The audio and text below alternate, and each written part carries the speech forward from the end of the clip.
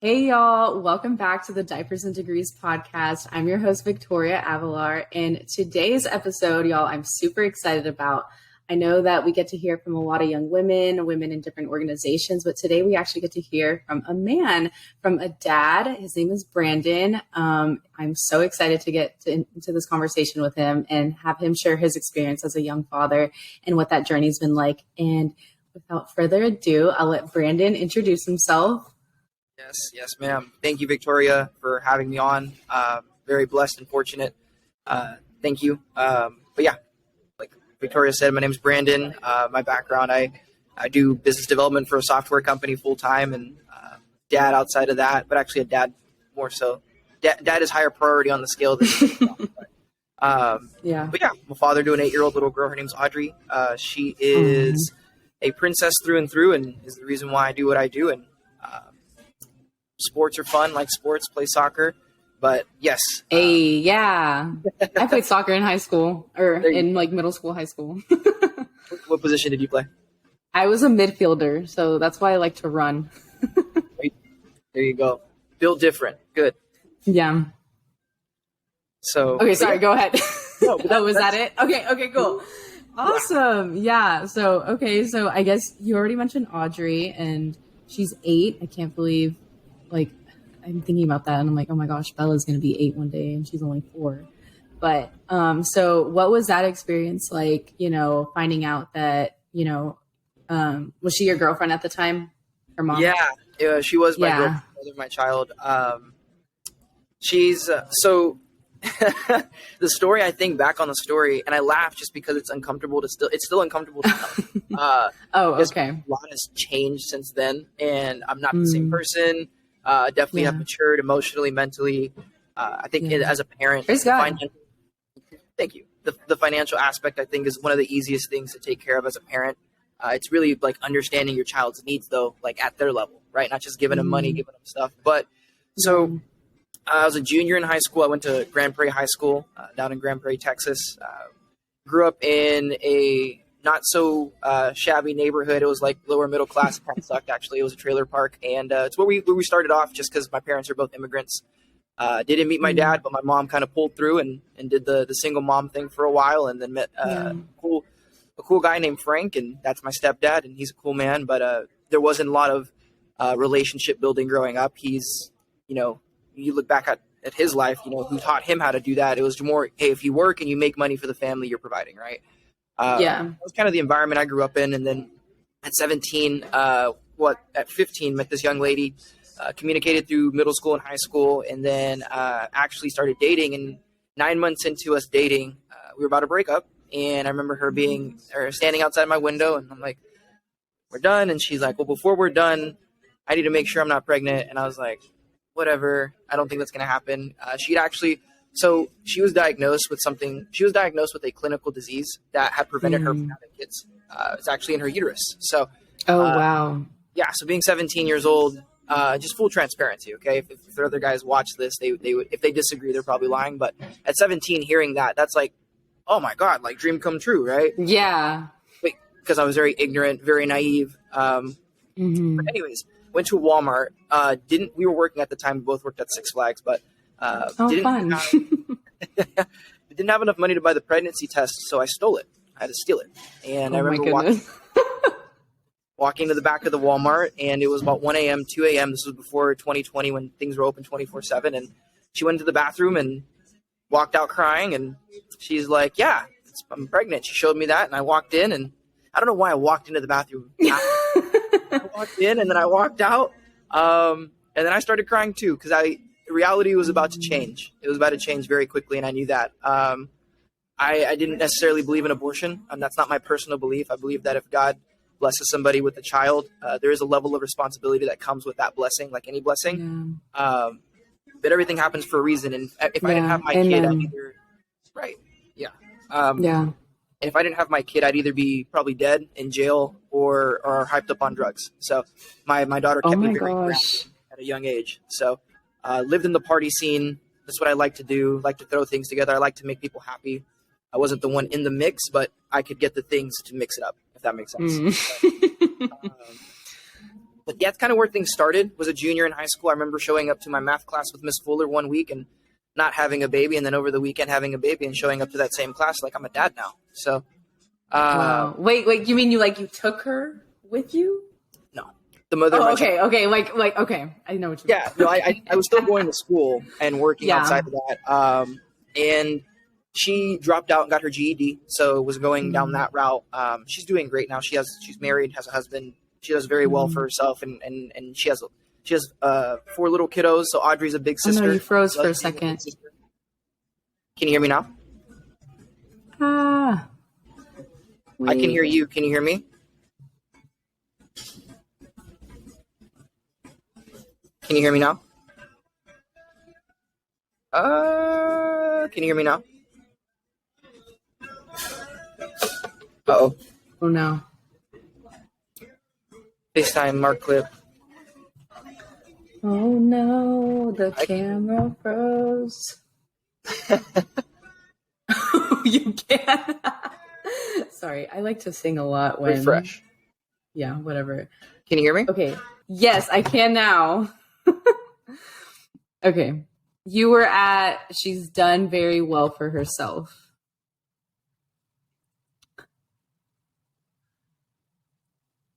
Oh no. It cut out again. Okay, I think he's gonna. Can you hear me now? Yay! I was hearing you, and then you were frozen, but I could hear you. So, anyways. Okay, cool. Could hear me. Anyway, continue. But yeah, so a junior in high school, having a kid, a lot changes, but I love my mom. That's the person who played a big part in helping me understand what it's like to raise a child. So that was where I started, though. So did that answer your question? Yeah, for sure. I guess initially, other than fear and sadness, what else was going through your mind? I don't know. I guess I want to pick your brain about what is a guy thinking when they finally get that news and it's oh my goodness, what the heck? Yeah, great question. Fear, sadness, definitely those were there. I can't speak for all men, but I can speak from my perspective, right? In my experience, it was more of a lot of anxiety, a lot of angst, just because at 17, when you're having a kid, you're like, man, I thought my life was going to be over, if I'm honest with you. At that point, I was so short-sighted. I had such a microwave mentality that I was like, well, having a kid is the end all be all for being a man. I remember working in a couple jobs while I was going to school, played soccer too, just always doing stuff. And I was like, man, this is going to be my life. I'm just always going to be hustling, and I was living paycheck to paycheck, and that was frustrating. So, a lot of angst. I probably did the most stupid things during the pregnancy, if I'm honest with you. Because don't worry. It's in the past. Yeah. So I don't know how much detail you want me to get into on that, but yeah, I don't know the line of detail because I can get detailed and not no, you're good. I mean, if anything, it's funny that you say that because I was pregnant with my daughter, her dad. I don't think I've shared this with you during our conversation on the phone, but he, suggested that I abort her. And I said, no, I'm not going to do that. I told him twice. And he's like, it doesn't matter how much it's going to cost, but you deserve a good life. You deserve, all these good things. And having a child early on that put my, one of my relatives back, and it's going to do the same thing to you. And so sorry, that was my phone. So he knew for all 9 months of my pregnancy and even the due date and everything. And then during that time, he's doing things that, just were disrespectful to me. And thankfully we both reconciled and have moved forward from that. But don't worry, that, that's beautiful about Jesus and his, grace covering us is that we don't have to live in those mistakes. And and that it took me a while, even to realize that okay, Victoria, you're set free, but you have to believe it. You have to believe who God says you are and walk in that freedom. And I mean, and that goes for anyone, both men and women, because we all make mistakes. And especially when we're not in Christ, you're in darkness. So much. It's okay. And like, it's awesome that you're able to like own up to that and, you know, hold yourself accountable. Like, yeah, I did bad and I did this XYZ, but like, thank God I can move forward from that. Yeah. No, I'm happy to hear that you were able to reconcile, because that, whether the relationship worked out or not, it's good to have some being cordial, right? One thing I was aware of, if any young dad watches this, me being a butthole to the mother of my child wasn't help the relationship with my child, right? Yeah. And that was something that I understood from the beginning. Not that I bent over backwards or slaved away for, you know, in that aspect or anything like that, but I did want to make sure that, like, you can't necessarily say like something negative about the mom, right? Or kind of do something wrong, because then that's the baby. Like my Audrey loves her mom, right? That's her, that's her role model, right? So I think one of the biggest things it taught me was forgiveness, grace. It gave me an opportunity to really figure out, like you said, kind of like a come to Jesus moment. Like I've never had to. It was just it was an interesting dynamic how we left. She actually ended up coming together with somebody that was a close friend of mine. So I like hated them for a while and was super just had a lot of anger. But then when I saw my child, I would have to switch, right? And I didn't want to. I didn't feel like I didn't want to live like a double life, like one way around her, one way not around her, right? So really had to slow down and identify, like, hey, how do I change my perspective on what happened? Because I can't change what happened. And through the lens of God, God loves everybody. God loves people. He loves believers, right? And well, she's a believer, right? So if I'm over here hating and wanting vengeance, I'm trying to play God in her life, and that's not my role. My role is to love people and love people and treat them as I treat myself, right? Yeah. So for sure. That's awesome. I guess now that we're on the topic of God, talk a little bit about how, because you said you weren't a believer, like growing up, like how did you come to the Lord? Like what was that experience like? Yeah. So mom grew up semi-Catholic, but I mean by that is we went to church probably 3 or 4 times growing up. It was in Spanish, so I didn't really pay attention. I didn't want to be there. Very high energy person. I have high energy, low IQ. That's how I get through life. Okay. Oh my gosh. You probably don't have a low IQ. I feel like that's me though. Like honestly, sorry to interrupt you, but like I'm very. No, keep going. Oh no, he's gone. Oh. Can you hear me?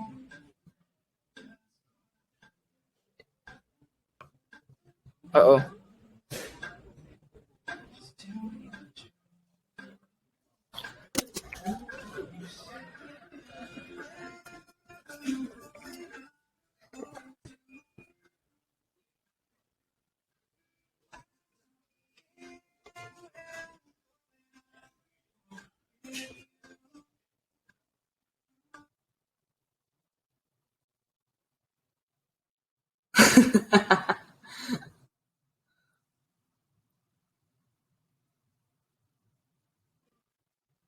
Okay.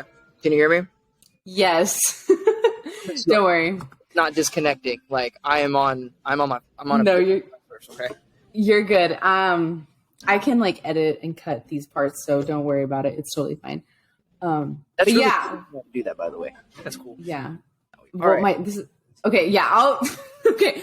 Back to okay. So, I guess when did you meet, you know, God, and like how was that whole journey for you? Yeah. So, my personal journey. So parents grew up Catholic. I think I already mentioned that. I wasn't the kind of person that you were going to throw Jesus in my face and me be like, well, I want to follow that guy. And that was my perception. And growing up and hearing about the Christian faith and then seeing people be a hypocrite to it was something that I was aware of. So I wasn't necessarily like, I want to be a Christian if I know like a bunch of married couples that are getting divorced and cheating on each other. And that was just kind of the example that I had growing up, all around me in our culture, in our neighborhood. So I was 19, was going to school at Texas Wesleyan. So you did go to college. Oh my gosh. Sorry. Congrats. Yeah. Yes. I went to college for, I didn't know that. It was about a semester, so it wasn't long, but okay. I went so I could I wanted to pursue that path. I wanted to be, I'm big on education. Not an indoctrination, but education. Right. And I was based that I needed to make more money. And my plan was, I'm going to go to college to make more money. And I got into college and then started doing the math, and I was going to get in a bunch of debt, but didn't have the income afterwards to prove that. So anyways, through that journey, I left school, and that was a faith moment for sure, because I am 18 now. There's not really another path. So fun fact, when I was younger too, I got into a lot of fights. So I got some stuff that happened, like on my record, it prevented me from getting like good jobs, basically. Okay. So when I was younger, I was 17, got into a fight in Dallas playing soccer. And in doing that, it really caused a lot of crap to go off in my life. Okay. Yeah. And that was another barrier that if somebody's like, dude, I don't know if I can do it because I got a felony on my record. I'm like, bro, no worries. We'll make it. You'll be okay. I promise. One, you can't punch people anymore. But then two, you gotta trust God. And that was a moment of trusting God, because I was, at 19, I didn't really want to be around. I was like, if this is what life's going to be like because of my own decisions, like, why am I making these decisions? Like, why do I keep making the wrong decisions? That was a question I kept asking myself. And it was through a friend of mine named Mason, who I met Christian, and he connected me to a guy named Mason. And Mason was somebody who was younger than me, but he was already successful at what he was doing. So he had a background in sales and marketing. He invited me to work with his business team, so we started working together. And in the process of working with Mason, he was always a calm spirit that I could talk to, and he was a good listener. And he was the first person that actually listened to me, if I'm honest with you. Like, in my family, I was the person that kind of put out fires for everybody. So it was more of, I got to be the mature adult here because nobody else is willing to be the mature adult. I feel that. I remember my parents arguing and me being the mediator for their argument, and I'm like 15, right? Yeah. And again, not shaming my parents. It is what it is. Right? We do the best we know with what we have, but that's what that's the reality. Okay. Exactly. And I was at a crossroads. I was like, bro, I need to make more money. I'm broke. You're over here talking to me about God and how he's going to help me. Well, I need help now. And then him and a gentleman named Nick, a mentor of mine, he asked me a question. He asked me, do you tithe? And this is literally how I basically got saved. Okay. I was like, tithe. And was like, what's that? And he goes, well, you give 10% to a church or back to God. And I was like, bro, I can't live off 100% of what I'm living on right now. What the heck you think about? What do I look like giving 10% to somebody I don't know? Like, no. Yeah. And I was just fighting that for so long. And I remember in 2018, I was making like $40 a day as a server, stacking boxes at UPS. And then in the nights I would go and help my stepdad do painting. So I was just doing stuff, right? That's where I was at. And I remember like every time I had payday happen, everything would go right out, and I was frustrating. So I was like, all right, I'm getting closer to Mason. I'm getting closer to Nick. And about once a month, I would go through my finances with them. Okay. Like I'm very task oriented. I like to do things like task mode. So once a month I go through my finances. It's something I thought would be good. So anyways, they always ask me, so are you going to start tithing? Like, have you started? And I was like, no, bro. And this it happened for about 14 months, 14 to 15 months.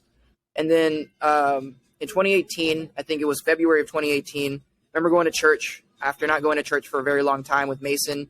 Was there at listening to the worship music, listening to the sermons, and the sermons made more sense. One, because they were in English. And then, that's helpful. That is helpful. But two, because I was there with somebody that I felt I could trust. And growing up, I didn't feel like I could trust the people around me, and sometimes not even my own parents. And I leaned on Mason in that aspect because he was younger than me, making more money, having more joy, and he just seemed like he had some peace that I didn't have. Okay.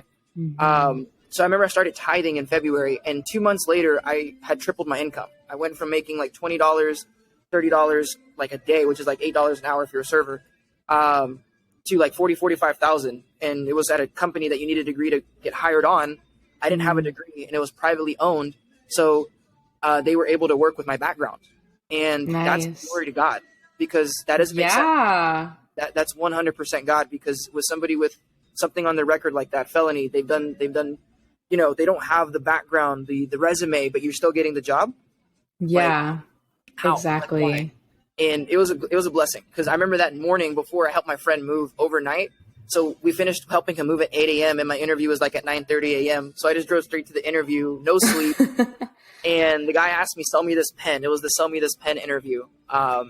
And because of good people, though, I was able to master or do good in that interview. And that's really where the door was like opened to me, like kind of understanding like they got something that I don't have, and it's not something that has to do with money. It's a relationship, and they had a relationship with Jesus Christ. Yeah. And it's not like, you know, I mean, I grew up in church, and like, even there's times where I was growing up and didn't fully understand it, but it's like, God's not a genie either. It's not like, oh, I need this now.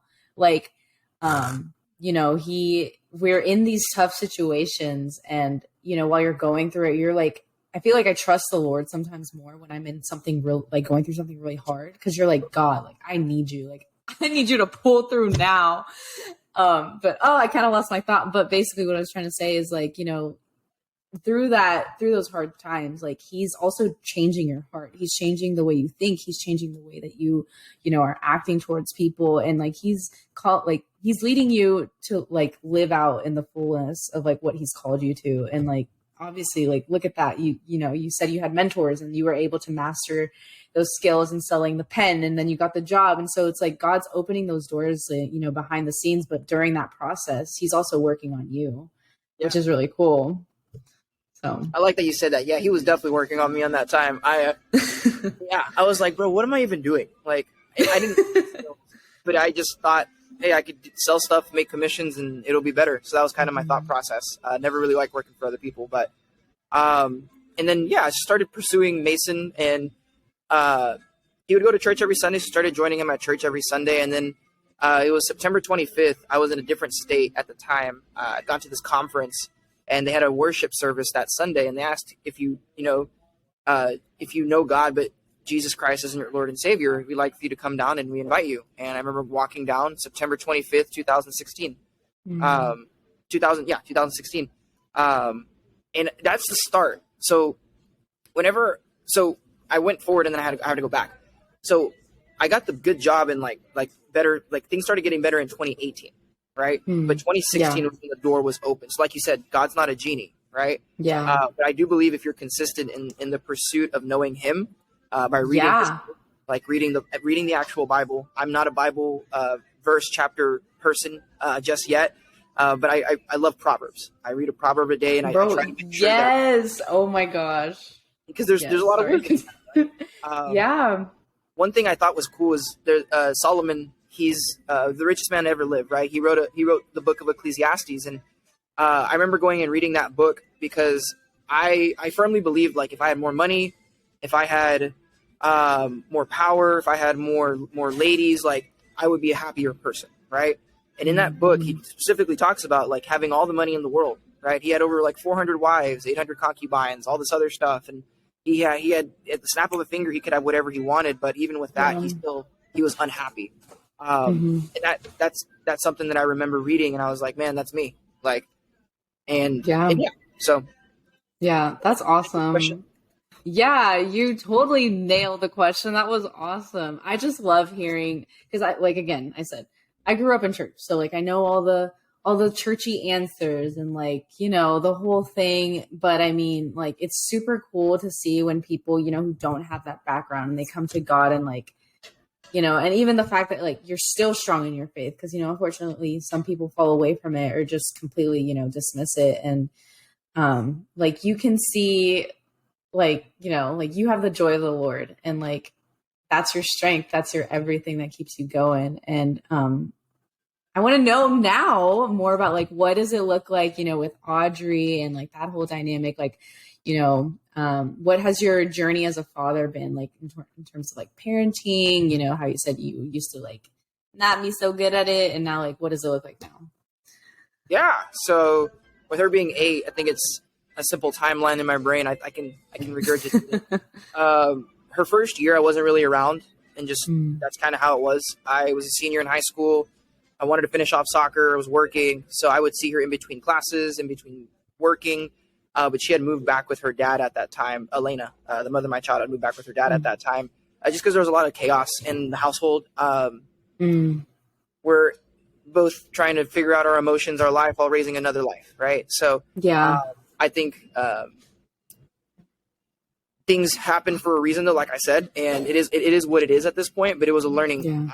It was a defining moment, because I remember when things started to kind of dissolve in the relationship. Audrey was about 2 or 3, and I had already graduated high school, gone through college, like started trying like to find God, but I still had coping mechanisms in my life that prevented me from getting too close to people. I didn't want to get hurt, and I didn't want to be vulnerable. So if someone would try to open up to me, I'm good at like helping you with your problems, but just don't talk to me about mine.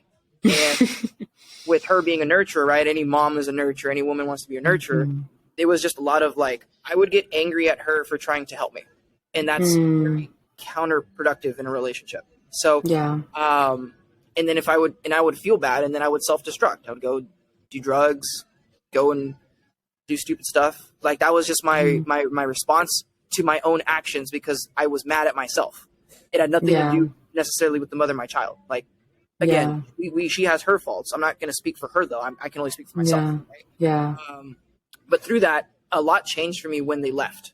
Right. I really started to like dive deeper into like, what am I supposed to do as a dad? Like, what's my purpose? And I found that God gave me I had a kid at a young age. And that's not the best thing out of, having a kid outside of wedlock in the Christian community, but where sin is abounding. Hey, you know what? Exactly. Go ahead. Say the verse you're going to say. Where sin abounds, grace will superabound. Right. Yes. And think back, one of my mentors talked to me about the book, I think a book of David, where David has relationships with Bathsheba. Right. And basically that wasn't his wife. He had 8 of them, and he had like 20 other kids, but God used the kid coming from Bathsheba to continue the lineage of Jesus. And just understanding and discovering stuff like that gave me hope in myself that I wasn't a complete mess up. Like, okay, I made some mistakes, but no matter what, God, like there's still a chance. And that's the hope that the gospel brings. Like if you actually look at it like that, it's not a book about us. It's a book about a king and his people. Right. And it's hard to understand kingdom principles in a government that is a democratic republic. Anyways, that's a whole nother topic. And so about 3 or 4, really started to just want to do better as a dad. I started reading more. I'd always been like into books and stuff, but I started reading more parenting books, taking classes on some parenting. Oh, cool. She was 5, and we've always had the relationship to where I'd have Audrey every weekend. I think one of the hardest parts was when her mom tried to change that kind of stuff, because I would give her child support. Like I've always been that guy. Like I pay for my kid. I love my kid. I'm there for my kid. I know what it's like to not have a dad, and that feeling is not good. So I want to be the dad. I want to be the man I'd want my daughter to marry and my son to grow up into. Easier said than done, but that's the pursuit. But I remember that it went from only seeing her once a week to now once a month. Like she just changed stuff. And from my perspective, I was like, bro, what in the world? Like, why? Like, don't take away my kid. Please don't take away my kid. So then started the process of court and going through that and just stuff we should have done in the past. But because of me being scared of her response, I didn't take the action necessary to lead, and was living in a lot of fear. So anyways, got that figured out, and I have Audrey every other weekend. That is my every other Thursday through Sunday. So not just weekend, but right now she's in Taekwondo. She's learning martial arts. She's awesome. Daddy's girl for sure. It's cool. She looks up to me and she's like, I love you. And I'm like, I love you too. And just building that relationship brick by brick, building her up in the way she should go in pursuit of the Lord. So when she's older, she won't depart from that path. Yeah. And it's cool. Cause she'll catch me and help me with stuff. She's like, Daddy, did you read today? Did you do your devotion? Right? And that's, my gosh. Yes. Like Bella's 4 and she won't do stuff like that. Like, well, actually she will. Like, she's like, Mommy, like you need to floss. Cause we have to floss her teeth every freaking night. But, but if she can tell that like, I am, getting like upset or frustrated, she's like, Mommy, like, don't get mad or, and of course, she's learned about like emotions and stuff like that, but they absorb everything. And so she repeats things back to me. And like today, now that I'm thinking about it, she's been getting a little anxious, like when I drop her off at daycare or pre-K. And she's like, Mommy, can you pray for me? And so she, she knows about, like what we can do to, with the things that come up in life. And it's so crazy how they learn all these things and they observe everything. But yeah, like as parents, like that's our number one job, is to, be their disciplers, because God gave them to us. And that's our responsibility to nurture and bring them up in the word and make sure that they, follow the path. And we have to also trust God in that process too. Yeah. In trusting God in that process, like also trusting God with, like, one thing I had to learn and still learning is trusting God with like my relationships. The aspect of like, just because it didn't work out the first time doesn't mean that's going to happen forever. You know what I'm saying? The past doesn't equal the future. Right. But I really wanted to work on myself when I watched, like, nothing. One of the things that's really scary and eye-opening about being a parent is that this person can become a mini you. Well, if you don't like who you are and that mini you becomes like you, it's not the best scenario, right? And it's like, it's scary as crap when you see your deficiencies, like the curses or the inadequacies that you could have fixed in your child. Like Audrey's 5, and because she's angry, instead of us talking and communicating, she punches a door. Whoa, where'd you get that from? Oh, I do that. Oh, okay. Oh, wow. Okay. And I don't know if people look at it like that, but I did. They should. They should. Right? You have to be mature and like self-aware enough, but yeah. Sorry. Yeah, no, you're right. It's maturity and self-awareness, right? And that's one of the things I think God gives you when you become a parent, is more maturity and self-awareness. And even if people run from it, and this is to dads that don't necessarily do what they're supposed to do, pray for them, because it must suck to live subject to the truth and trying to run from it. Like the truth doesn't change just because we don't believe it. We still live subject to it, right? Yeah. And that's one thing I had to really like get real with, is like leading myself more. Like, hey, you got to make better decisions, bro, because if you don't make better decisions, it's going to affect your daughter. And that's kind of my thought process, like almost every decision I make. So yeah, that's awesome. Yeah, it's definitely tough. And like, I guess now this thought's coming to my mind, and it's tough to do it by yourself. Like, I didn't realize, I remember after Bella's dad kind of gave me his little like, oh, well, your life would be better, blah, blah, blah. I like, in that moment, I was like, I'm doing this alone. Like, I don't have, the support of the other parent. But what's cool is that, like, God brings other people into your life, support systems and whatnot. But man, like as a single parent, like it's hard because you're, like, I know it's a little different for you because you're a dad and she's like primarily with her mom. But at least for me, like I'm thinking throughout the day, okay, I have to do all these other things, X, Y, Z. But if anything, that's taught me more to like fully depend on God for anything. Like there's been times where I'm like, man, I'm really hungry, Lord. And like, I forgot to bring a lunch to work for something. And I'm like, can you feed me? And I kid you not, one of my friends who works in our building offered to buy me lunch. And so it's like little things like that. But I don't know, that was kind of random. But essentially, like when you're young and, you're a single parent, single mom, single dad, whatever it may be, like you really have to like trust the Holy Spirit to guide you and lead you in those decisions, because you're like, oh dang, I'm like, there's no other, you can go to other people for wise counsel and you should, but like at the end of the day, you have the final call. And so it's like, you made me think going to God first versus going to God last. Yeah. The Holy Spirit will convict you and kind of give you insight if you go to God. Going to other people is good, right? At a multitude of counselors, there is safety. I believe that firmly, but God is the source of those resources. Yeah. So for sure. But yeah. So yeah. Alrighty. Well, is there anything else that you want to share? Is there any like final words of wisdom you want to give? This has been such a great conversation. I'm excited for everyone to hear this. I'm glad I could be of value.